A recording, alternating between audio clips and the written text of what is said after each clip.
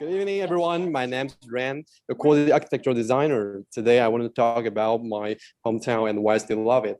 So please follow me with a super easy design question. What are you going to do if you have a piece of land without any surroundings and want to build it as large as possible? Large as possible. Very simple. Just cover the whole land and make it as high as a limited line.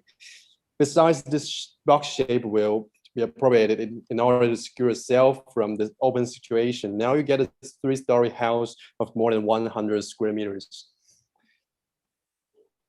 Yep. And if allowed, overhang a little bit to gain more space. If you would like to take advantage of your rooftop, a staircase room will be needed. After all, the typology of a self-built house in Chinese countryside appears. But what if everyone do it in this way? Let's wait for the picture. You must feel confused that how can they ignore the environment to build a house? Unfortunately, this has happened in my hometown. And the seemingly high density must strike you first. Honestly, the sense of belonging is no longer necessary and hard to find, actually.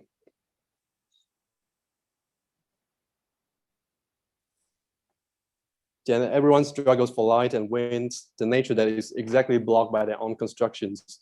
Rather than choose to live together actively, people seem to be put together passively.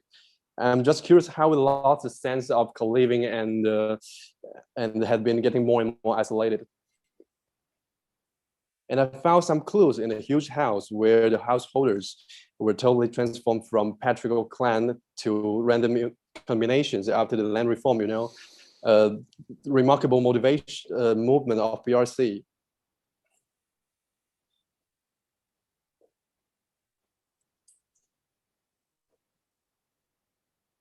And this hall should have presented the spirit of clan and connect people who live around. However, it lost its identity nowadays. In such space, new residents have to protect themselves from the public. And for instance, they use curtain to block the view. During the last 20 years, industrialization have attracted more than 10,000 immigrant workers. As you can see, their rental houses would be marked with the number acting as a symbol of immigrants. This number might hurt them and make it harder to build new community. Let it go and just leave the land to the estate's developer. I have heard so much of this when I was home. And it's right, something has been getting worse, but people and space never stop growing, and history trace can be seen. And this is why I still love this place, my hometown. To come up with other strategies, I try to find clues that support a more humanistic way of regeneration, which is gentler and helpful to build community. You can easily find a gate like this in Chinese village, any one of them. They stood as a threshold of a patriarchal area in the past. Unluckily, the gate in front of my house was broken by heavy rain. The repairing gathered all the neighbors who share the same courtyard, but basically have no patriarchal relationship.